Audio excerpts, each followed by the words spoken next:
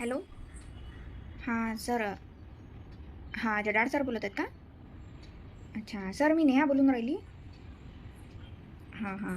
काही नाही सर, मला विचारायचं होतं जरा की तुम्ही 2009मध्ये 2009च्या बॅचची आहे, 10वीमध्ये तुमच्या क्लासमध्ये होती सर.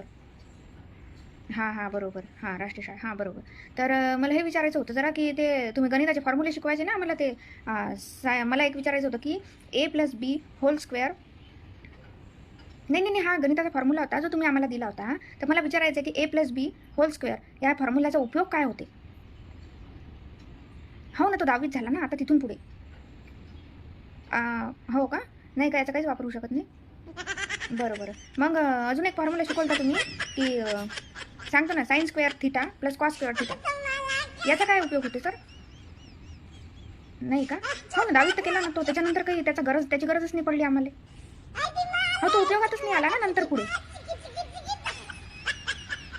नाही सर, मला हे विचारायचं की हे फॉर्म्युले जे तुम्ही आम्हाला मारून मारून पाठ करायला लावते, याचा उपयोग काय होते आता?